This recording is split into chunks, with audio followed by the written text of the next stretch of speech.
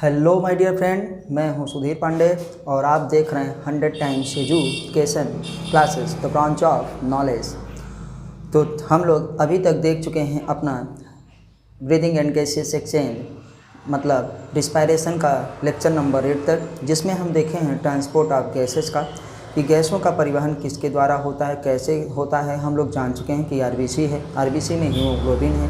Haemoglobin जो है ज़्यादा से ज़्यादा ऑक्सीजन का ट्रांसपोर्ट करता है और 20 से 25% कार्बन डाइऑक्साइड का, 97% ऑक्सीजन का करता है। बाकी का जो होता है ऑक्सीजन वो प्लाज्मा के द्वारा, और जब कार्बन डाइऑक्साइड का 20 से 25% परिवहन करता है तो जो 70% कार्बोनेट क्या होता है, बाइकार्बोनेट के रूप में आता है आरबीसी के ही द्वारा। तो क्योंकि उसमें एक बहुत ही अच्छा फास्टेस्ट एंजाइम होता है जिसका नाम है कार्बोनिक एनहाइड्रेज। कार्बोनिक एनहाइड्रेज कहाँ पाया जाता है, आपसे क्वेश्चन में पूछा जाता है। तो ज़्यादातर वो आरबीसी में ही पाया जाता है और थोड़ा बहुत प्लाज्मा में भी पाया जाता है। बचा कुचा जो 7% कार्बन डाइऑक्साइड होता है वो किसके द्वारा, प्लाज्मा के द्वारा ट्रांसपोर्ट होता है। तो इधर से जाते हैं हम, पहले क्या करते हैं, ऑक्सीजन कोशिका में, कोशिका से कहाँ, ब्लड में, और ब्लड से ऊतकों में। वहाँ पे जब ऑक्सीजन गई तो कार्बन डाइऑक्साइड जो एनर्जी मिली हमको, एनर्जी का उपयोग तो हम अपने काम के लिए करते हैं और स्टोर कर लेते हैं, तथा कार्बन डाइऑक्साइड और बने हुए थोड़े बहुत जल को भी निकाला जाता है। कार्बन डाइऑक्साइड तो निकालना ही पड़ेगा। तो जब उसको निकालते हैं हम लोग तो किधर से, ऊतकों से लेकर के ब्लड में, और ब्लड से लेकर फिर कोशिकाओं में मतलब एल्वियोलाई से लंग्स वही, और फिर कार्बन डाइऑक्साइड में निकाल देते हैं। आपने देखा होगा कि हम लोगों को जब काम जल्दी करते हैं, ज़्यादा करते हैं, तेज़ी करते हैं, तो रिस्पिरेशन भी ज़्यादा जल्दी करते हैं, मतलब श्वसन भी जल्दी, श्वासन भी जल्दी करते हैं। क्योंकि आप जब काम ज़्यादा जल्दी कर रहे हैं तो आपकी एनर्जी भी ज़्यादा जल्दी चाहिए, इसलिए रेट ऑफ रिस्पायरेशन भी बढ़ जाती है, श्वसन की दर भी बढ़ जाती है और अपने आप ही बढ़ जाती है। ऐसा नहीं है कि हम पहले स्विच दबाते हैं, बटन दबाते हैं तब जाके वो होता है। तो जैसे ही हम लोग मेहनत ज़्यादा करते हैं, दौड़ते हैं, स्पीड में हैं, स्पोर्ट पर्सन है, काम कर रहे हैं, तो हमारे श्वसन की दर भी बढ़ जाती है। तो आखिर इन सबको कौन कंट्रोल करता है, तो हम जानते हैं। चलिए यही आज देखेंगे, रेगुलेशन ऑफ रेस्पिरेटरी सिस्टम या रिस्पायरेशन। तो प्लीज़ आगे बढ़ने से पहले आपसे रिक्वेस्ट है कि चैनल को आप ज़रूर सब्सक्राइब करिए। जिन्होंने अभी तक ना सब्सक्राइब किया हो पक्का कर दीजिए, तुरंत कर दीजिए, क्योंकि आपका उसमें एक भी पैसा नहीं लगने वाला है। क्योंकि जितने अच्छे सब्सक्राइबर्स होते हैं, जितने सब्सक्राइबर होते हैं, उतना ही अच्छा फ़ायदा होता है, उतना ही अच्छा मन भी होता है कि अच्छे से अच्छी वीडियोज़ बनाई जा सके। यूट्यूब पे उतना ही ज़्यादा क्या है, वीडियो सजेस्ट की जाती हैं जितने अच्छे सब्सक्राइबर होते हैं। तो कुछ करना नहीं है, रेड बटन दबाइए, उसमें आपको एक घंटी आएगी, उसको बता दीजिए और बिना सोचे समझे ऊपर वाला जो है ऑप्शन, 3 ऑप्शन आते हैं, उसको दाब दीजिए। आप जो है सब्सक्राइब हो जाएंगे। उससे क्या होता है कि जैसे ही मैं कोई वीडियो डालता हूं आपको तुरंत सूचना मिलती है। आपके पास क्या है, आपके जीमेल अकाउंट पे, आपके जो है इस पे यूट्यूब पे सजेस्ट हो जाती है वीडियो कि अपलोड हो चुकी है। आइए फिर ज़्यादा टाइम ना लगे, हम आगे बढ़ते हैं। रेगुलेशन ऑफ रेस्पिरेटरी सिस्टम, जैसा कि हम कहते हैं, प्लीज़ मेरे प्यारे बच्चों आप एनसीईआरटी ज़रूर पढ़िए और 100% एनसीईआरटी पढ़िए। आपको किसी कोचिंग का कोई भी बड़ा थक्का नोट्स पढ़ने की ज़रूरत नहीं है। हाँ, क्वेश्चन करने के लिए आप कहीं से भी कुछ भी उठा सकते हैं, एक रेफरेंस बुक ले सकते हैं, लेकिन आपको कंप्लीट स्टडी करने के लिए आपके पास एनसीईआरटी टेक्स्ट बुक होनी ही चाहिए, फर्स्ट सेकेंड दोनों। क्योंकि नीट का एग्ज़ाम अब फिक्स हो गया है, 1 अगस्त को होने वाला है। चलिए फिर स्टार्ट करते हैं हम लोग, जिसका नाम है regulation of respiration. Regulation of क्या कहेंगे, रिस्पायरेशन।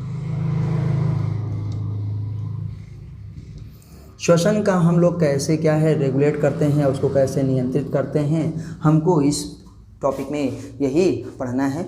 तो हम लोग भी पढ़ने का प्रयास करते हैं, या उसको हम लोग उसका विनिमय नियमन कैसे होता है। ये लेक्चर नंबर कौन सा है बेटा, आप जानते हैं, ये लेक्चर नंबर 9 है और यही इस चैप्टर का लास्ट लेक्चर होने वाला है।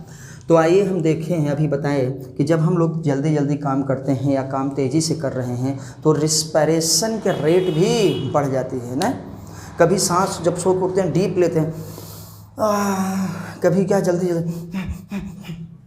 तो हमको उस समय कौन योगा करते समय तो जान के बढ़ा रहे हैं, मान लो उस समय जब काम करते हैं तो श्वसन अपने आप कैसे ही बढ़ जाती है। क्योंकि हमको एनर्जी की ज़्यादा ज़रूरत है। और उसको कौन कंट्रोल करता है, इसका नियमन कौन करता है, रेगुलेशन कौन करता है, तो हम कहेंगे बताइए क्या, सेंट्रल नर्वस सिस्टम। याद रखिएगा, हम बोले हैं हर चीज़ के लिए ब्रेन ही रिस्पॉन्सिबल है। तो क्या कर देंगे, regulation of respiration, regulation of respiration. बेटा इस अगर राइटिंग नहीं समझ में आएगी तो बता देना, फिर और अच्छे से लिखेंगे। रिस्पायरेशन बाई क्या करेंगे, नर्व्स, बाई नर्व्स। नर्व्स का मतलब तंत्रिकाएं के द्वारा, तंत्रिकाओं के द्वारा होता है। और तंत्रिकाओं का मेन काम हम जानते हैं, उसमें क्या है, CNS, सेंट्रल नर्वस सिस्टम, केंद्रीय तंत्रिका तंत्र, जिसे हम लोग कहते हैं। अभी आप जो है अगले चैप्टर्स में इन सब के बारे में पढ़ेंगे। हम लोग पढ़ेंगे सीधे इसके बाद कौन सा, सर्कुलेशन पढ़ेंगे, फिर एक्सक्रीशन पढ़ेंगे, स्केलेटन पढ़ेंगे, और उसके बाद सीधे सीधे आप यहीं पे आ जाएंगे ना, ब्रेन पर, तंत्रिका तंत्र पे। तो याद रखिएगा किसका होता है, हम यहाँ पे हिंदी में भी लिख रहे हैं, थोड़ा सा समझने के लिए बहुत ज़रूरी है। श्वसन का नियमन, नियमन मतलब रेगुलेशन ना, तंत्रिकाओं के द्वारा होता है, तंत्रिका ना, तंत्रिकाओं के द्वारा होता है। अब हम आते हैं थोड़ा सा आपको इसमें और बताने के लिए। देखिए हमारे पास एक हमारा ब्रेन है, क्या भैया, ब्रेन, जिसको हम लोग क्या कहते हैं, मस्तिष्क ना। इस मस्तिष्क के कितने भाग हैं, 3। बाकी हम लोग अभी CNS वेनस कुछ नहीं पढ़ रहे हैं, क्योंकि ये CNS सेंट्रल नर्वस सिस्टम में ही ब्रेन आता है। ब्रेन का पहला भाग है फोर ब्रेन, थोड़ा सा देख लीजिए आपको आइडिया रहेगा। ये है मिड ब्रेन मतलब मध्य मस्तिष्क, और ये क्या है, hind brain. Fore brain, mid brain and क्या है, हाइंड ब्रेन। फिर इस फोर ब्रेन को हम लोग बांटते हैं कितने भागों में, 3 भागों में। कितने भागों में, 3 भागों में। ये है एपिथैलेमस, ये क्या है, थैलेमस, और ये क्या है, हाइपोथैलेमस।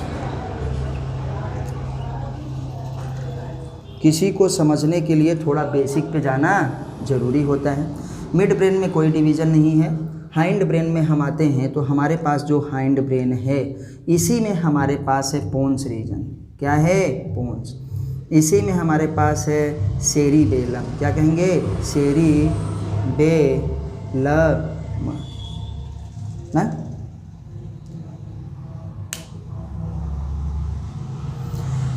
सेरिबेलम के बाद हमारे पास क्या आता है, एक लास्ट वाला आता है मेड्यूला। पता चला भैया क्या है, मेड्यूला। 1 मिनट बच्चों, मैं स्याही डाल लूँ, तब तक आप जो है अपनी NCERT पढ़ते रहिए, क्योंकि NCERT पढ़ना बहुत ही आवश्यक है।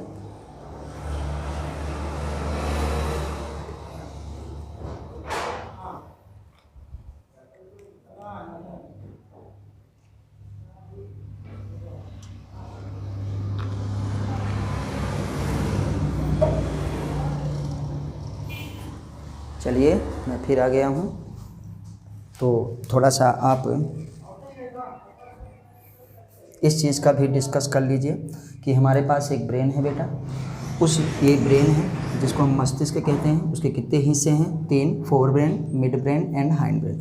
फोर ब्रेन को फिर हम 3 भागों बांटते हैं, जिसको हम एपिथैलेमस, थैलेमस या हाइपोथैलेमस कहते हैं। इसी एपिथैलेमस को सेरिब्रम भी कहते हैं। तो अब हमारे पास हाइंड ब्रेन है। हाइंड ब्रेन में पोन्स आता है, सेरिबेलम आता है और मेड्यूला आता है। आप इस मेड्यूला को ध्यान से देखिए, आप इस मेड्यूला को ध्यान से देखिए, तो ये क्या है, अंतिम वाले मस्तिष्क का ना, हमारे पास हाइंड ब्रेन का जो पीछे वाला, इसीलिए कहते हैं पीछे क्या है, छोटा दिमाग है, मगज है ना उसको, क्योंकि ये चीज़ें बहुत ही ज़रूरी है। ये क्या है, मेड्यूला बहुत ही ज़रूरी है। तो इसलिए हमने आपको बताया कि आखिर मेड्यूला है कहाँ। तो यही मेड्यूला हमारे पास है। मेड्यूला क्षेत्र में हमारे ही पास, अब आप समझ गए किसका है, हाइंड ब्रेन का, पोन्स, सेरिबेलम और क्या है, मेड्यूला। ये हम लिखे रहेंगे, बाकी सब मिटा दे रहे हैं। आइए, तो हम, क्योंकि हमको पोन्स की भी ज़रूरत है और हमको मेड्यूला की भी ज़रूरत है, इसलिए ये यहीं पे लिखा रहेगा, ताकि हम लोग ये जान सकें कि किसका है, हाइंड ब्रेन का ही हिस्सा है। आइए, तो हम ये देख रहे हैं कि ये हमारे पास मेड्यूला एरिया में क्या कहेंगे, मेड्यूला एरिया, जो मेड्यूला एरिया होता है या मेड्यूला क्षेत्र होता है उसी में क्या होता है हमारे पास रिस्पायरेटरी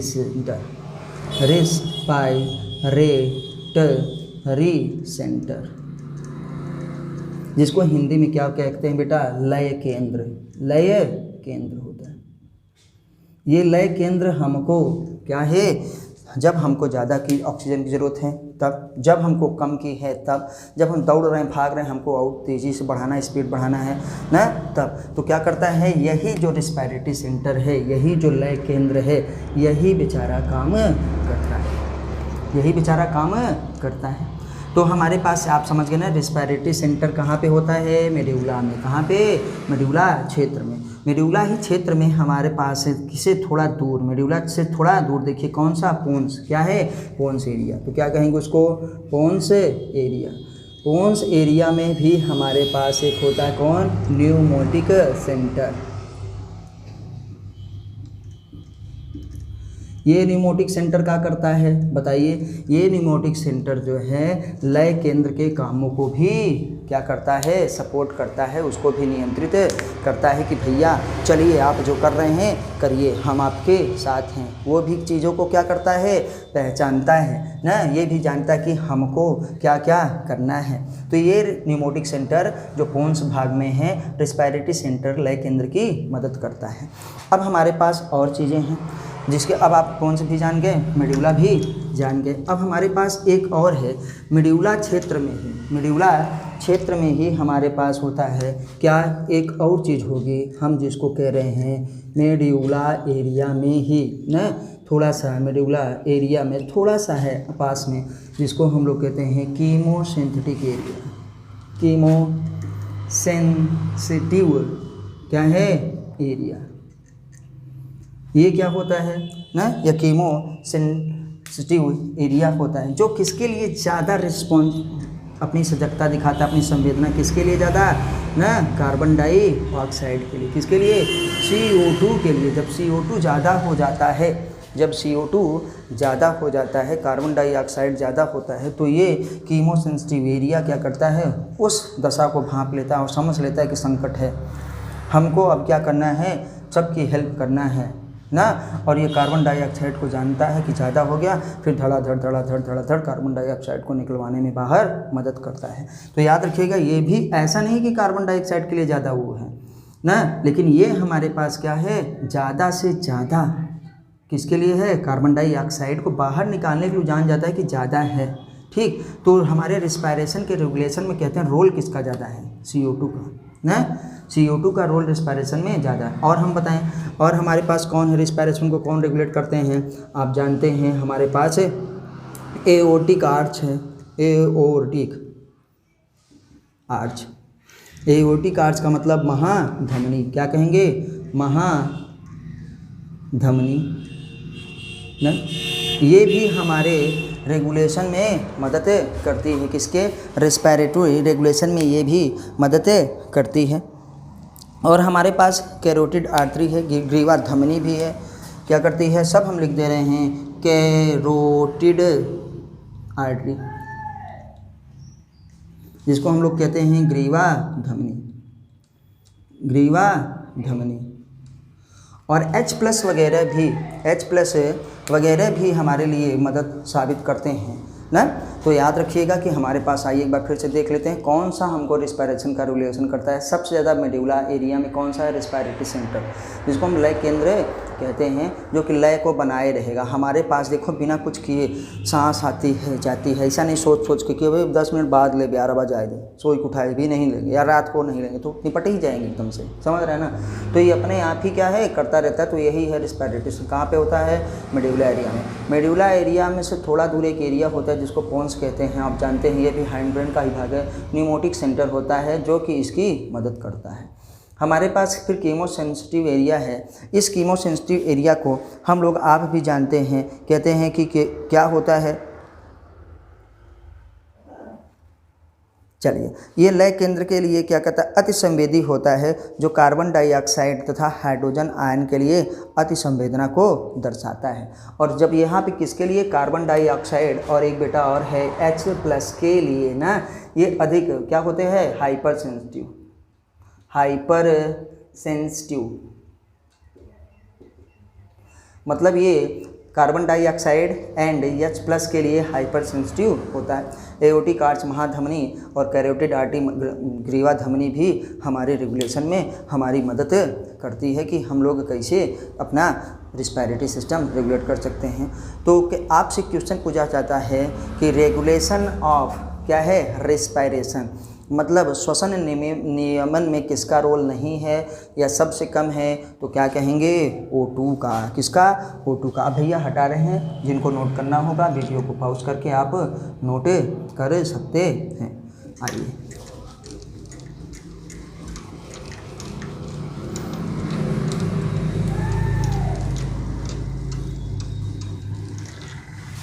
तो एक स्पेशल पॉइंट यहीं पे हम लिख लेते हैं ना, कि श्वसन नियमन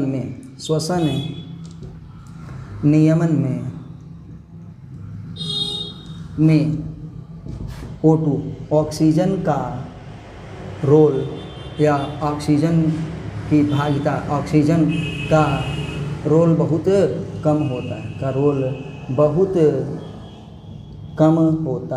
बहुत कम होता है ना। ये इसीलिए हम कहते हैं no role of oxygen in respiratory regulation, no role of oxygen in respiratory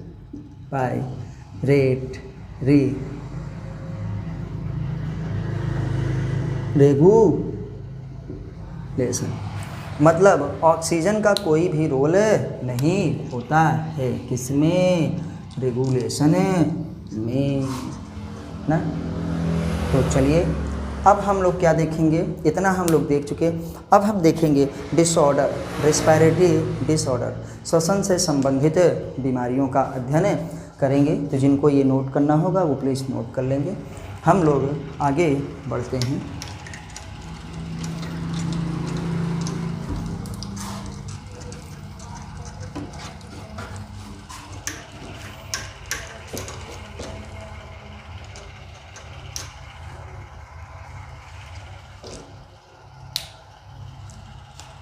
आते हैं डिसऑर्डर ऑफ रिस्पायरेशन, जिसको हम कहते हैं श्वसनीय विकार या श्वसन संबंधी विकार, या जिसको हम लोग कहते हैं क्या, श्वसन संबंधित बीमारियां। तो आप पहली डिजीज जिसको आप सबसे पहले जानते हैं वो है अस्थमा ना, और अस्थमा को हिंदी में कहते हैं दमा, चलो ना, दमा मम्मी द ना, क्या कहते हैं, रिस्पायरेशन। क्या होता है हमारे पास सबसे पहले अस्थमा, जिसको दमा कहते हैं। इसमें हमारे पास क्या होता है, ये श्वसनीय स्रोत है, जिसमें हमारे पास क्या होता है, आप जानते हैं ट्रेकिया है। क्या है, ट्रेकिया। हमारे पास क्या है, ट्रेकिया एक विंड पाइप है। इसमें हम लोग इसको क्या कहते हैं, श्वसनीय स्रोत, तो इसमें होता क्या है बेटा, इसमें ऐसा होता है, ट्रेकिया में हमारे पास क्या होता है, इन्फ्लामेशन। क्या हो जाएगा, इस ट्रेकिया में इन्फ्लामेशन भी होता है। इसका रीज़न इन्फ्लामेशन हो सकता है, इसका रीज़न क्या हो सकता है, एलर्जी हो सकता है ना, एलर्जी हो सकती है। देखिए हमारे वगैरह पोलन वगैरह का जब सीज़न होता है ना, तो लोगों को अस्थमा ज़्यादा बढ़ जाती है। इसमें क्या होता है, डिफ़िकल्टी इन ब्रीदिंग होता है। क्या, डिफ़िकल्टी इन ब्रीदिंग, सांस लेने में ही बहुत दिक्कत होती है। और क्या होती है, नाउसिया होती है। नाउसिया का मतलब मिचली आना। क्या है, जी मिचलाना। क्या कहेंगे, घबराहट होती है। अरे भैया ये देखिए अस्थमा को ही, अब सिगरेट पिएंगे, गांजा पिएंगे, भांग वो करेंगे, दिन भर नशे में डूबे रहेंगे, एलर्जी भी हो सकती है, डिफ़िकल्टी इन ब्रीदिंग होती है। और जानते हैं जब इन्फ्लामेशन होता है, सूजन होता है, तमाम चीज़ें होती है, सिलेरी मसल्स को ख़राब हो जाती हैं।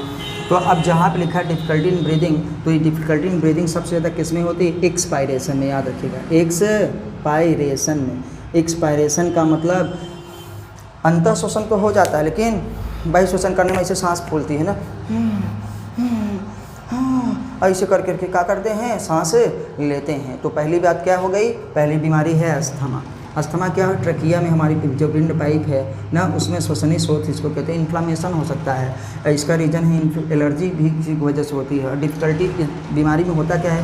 डिफ़िकल्टी इन ब्रीदिंग, सांस लेने में दिक्कत होती है, और नौसिया तो आप जानते हैं जी घबराता है। तो आइए अब हम दूसरी बीमारी के बारे में पढ़ते हैं, इसको आप नोट कर लीजिएगा। तो हम क्या कहेंगे? ब्रोंकाइटिस। क्या कहेंगे? ब्रोंकाइटिस। दूसरी हमारे पास बीमारी है ब्रोंकाइटिस। ब्रोंकाइटिस में भी आप जानते हैं कि हमारे पास ब्रोंकियोल्स एंड क्या है, जो ब्रोंकिया है और ब्रोंकियोल्स हैं, उसमें क्या होता है? इन्फ्लामेशन होता है। आइए हम लिखते हैं सेकेंड डिजीज़ हमारी कौन सी है? ब्रोंकाइटिस।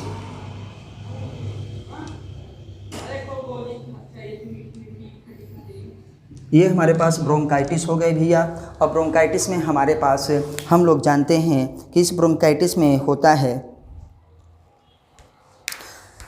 ब्रोंकाइटिस का नाम से ही पता चल रहा है कि ब्रोंकियोल्स जो होती हैं हमारे ना, या ब्रोंकाइटिस है ना, उसमें क्या होती है? हमारे पास इन्फ्लामेशन होगा। क्या होगा? पहले पास इन्फ्लामेशन होता है इसमें ना, सूजन होगी। और हम लोगों को क्या होती है? थोड़ा सा आप जानते हैं कि अब उसको क्या बताएं, जैसे जलन होती है। क्या होती है? जलन भी होती है, तकलीफ़ होती है, गले में हमेशा क्या है? जलन होती रहेगी। सांस लेने में भी यहाँ ऐसा लगता है मीठा मीठा दर्द हो रहा है ना, क्या होता है? दर्द भी होता रहता है। तो इसमें इन्फ्लामेशन होता है और जलन होता है। अब जानते हैं कि ब्रोंकाइटिस होगी तो भी इसमें सांस लेने में दिक्कत होगी। क्या कहेंगे? सांस लेने में भी इसमें दिक्कत होती है। इसमें भी वही होता है, सांस लेने में दिक्कत होती है। अस्थमा तो सब जानते हैं, इसीलिए इसको भी समझ लीजिए कि वही उसका छोटा भाई है अस्थमा का, और का ना, जिसमें क्या होता है? ब्रोंकियोल्स क्या हो जाती हैं? इसमें इन्फ्लामेशन हो जाता है। तीसरी डिजीज़ को हम देखते हैं। क्या? तीसरी डिजीज़ को आप सब जानते हैं, जिसको हम लोग कहते हैं एम्फाइसीमा।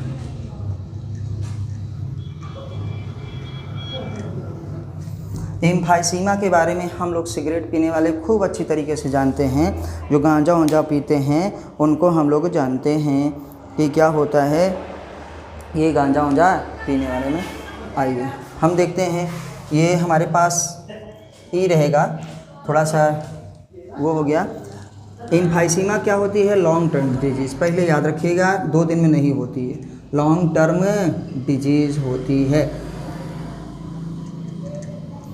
कि घबराने की ज़रूरत नहीं है कि आसपास कोई सिगरेट पी रहा है तो तुरंत ही हो जाएगा, ऐसा कुछ नहीं। आप तो बिल्कुल मत पीजिए, क्योंकि इंडिया में ऐसा है कि जो लोग नहीं पीते हैं वो भी उससे प्रभावित रहते हैं, जिसको सेकेंड हैंड स्मोकिंग कहा जाता है। कि हम नहीं पी रहे हैं क्योंकि उसका स्मोक तो हमारे पास आ ही रहा है, हम लोग सांस लेते हैं, इसलिए हट जाओ, थोड़ा सा हट जाओ।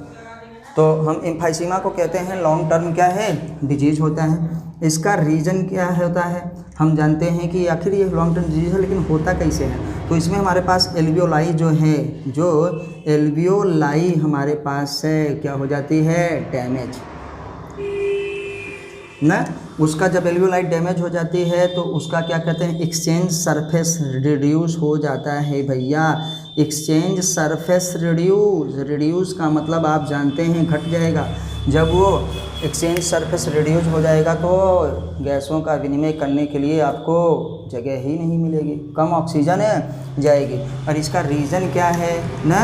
एम्फाइसीमा होता कैसे है? लिख देते हैं हम लोग, ड्यू टू क्या है? स्मोकिंग। ड्यू टू स्मोकिंग, धूम्रपान की वजह से। वो चाहे जो वाला धूम्रपान हो, धुआं गया, चाहे सिगरेट हो, चाहे गांजा, चाहे हुक्का पुक्का ना, तो याद रखिएगा ड्यू टू स्मोकिंग हमारे पास होता है एम्फाइसीमा। लॉन्ग टर्म डिजीज है। एल्वियोलाई क्या हो जाती है? डैमेज हो जाती है। जो एल्वियोलाई की वाल्स हैं अगल बगल, वो एक्सचेंज सरफेस इसका बेटा घटे जाता है। अब हमारे पास एक लास्ट बीमारी है, आप याद रखिएगा, नहीं, इंसेफ्लाइसीमिया के बारे में बहुत पूछा जाता है। एक हमारे पास लास्ट बीमारी है, उसका नाम है ORD ना। ORD का मतलब ऑक्यूपेशनल रेस्पिरेटरी डिजीज़। अब हम लिखते हैं व्यावसायिक, हमारे पास वो होती है व्यावसायिक श्वसन रोग। लास्ट डिजीज़ के बारे में हम लोग पढ़ने वाले हैं। इसके बाद हम लोगों का ये चैप्टर जो है ख़त्म हो जाएगा। प्लीज़ उसको आप ध्यान से ज़रूर NCERT पढ़िए। फोर्थ में आते हैं ऑक्यूपेशनल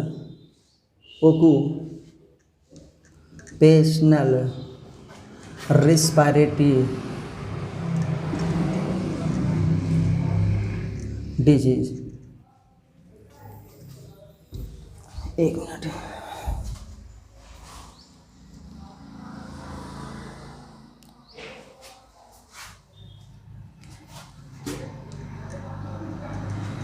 जिसको हम लोग हिंदी में क्या कहेंगे, ORD, ऑक्यूपेशनल रेस्पिरेटरी डिजीज ना। ओके मतलब व्यावसायिक है, ये व्यवसाय वाले में ज़्यादा आता है। व्यावसायिक श्वसन विकार हिंदी में लिखते हैं। ये बेटा किस किस की वजह से होता है? जो हमारे पास क्या होते हैं, स्टोन क्या होती है, क्रशिंग मशीन होती है, जहाँ पे स्टोन्स क्या होते हैं, पत्थर तोड़े जाते हैं, stone breakers, stone breaking industry में ऐसा होता है। आप जानते हैं कि अगर आप सीमेंट वगैरह का निर्माण भी कर रहे हैं ना, सीमेंट वगैरह वाला भी काम करते हैं, उसकी भी फैक्ट्रियों में सीमेंट धूल उड़ता है, आप भी जानते हैं। अगर आटा की चक्की उक्की में भी आप काम करते हैं ना, तो क्या करते हैं हम, वहाँ पे धूल होता है, लिखिए ये भी होता है, मिट्टी ना, धूल मिट्टी, और क्या है, कण होते हैं, पत्थर के छोटे छोटे टुकड़े ना, पत्थर के छोटे छोटे टुकड़े, ये आपको लंबे समय तक काम करते हैं, इससे क्या होता है, हमारे फेफड़ों में चले जाते हैं। सबसे ज़्यादा यही स्टोन, जहाँ पे स्टोन वगैरह पत्थर वगैरह तोड़े जाते हैं, वहाँ पे क्या होती है, दिक्कत होती है उनको। फिर ये फेफड़े का कैंसर भी हो सकता है, इससे क्या हो जाता है, लंग्स कैंसर भी हो सकता है, याद रखिएगा, ठीक है। इसलिए क्या करते हैं, इससे बचने के लिए हम लोगों को क्या करना है, इनसे बचने के लिए याद रखिएगा, विकास में हमको बचने के लिए यहाँ पे देखिए आपको दिखा रहे हैं क्या लगाना है, मास्क का इस्तेमाल करना। इस समय तो कोरोना चल रहा है, सभी जानते हैं कि मास्क क्या है, लगाना ही लगाना है। तो इसमें हमको मास्क बहुत ही ज़रूरी, जब आप धूल वाले, मिट्टी वाले, जहाँ पे धूल ज़्यादा उड़ रही है, क्योंकि वहाँ पे कण आपके बॉडी में जाते हैं। अगर हमारे पास 2.5 माइक्रोन से कम का कण है ना, तो वो अंदर चला ही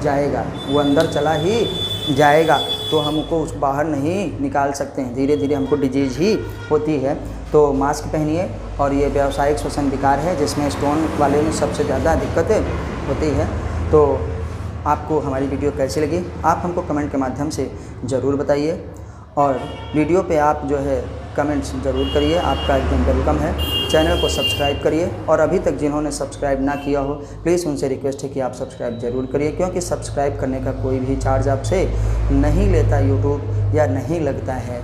बस आप रेड वाला जो है सब्सक्राइब जहाँ लिखा है दाबिए, आपको एक घंटी आएगी, उसको भी दाबिए, और फिर जो है आपको 3 ऑप्शन मिलेंगे, ऊपर वाला जो ऑप्शन सबसे दाब दीजिए, और मेरे साथ अपना सहयोग और समर्थन बनाए रखिए, ताकि हम अच्छी तरीके से ना और भी अच्छी अच्छी वीडियोज़ आपके लिए ला सकें।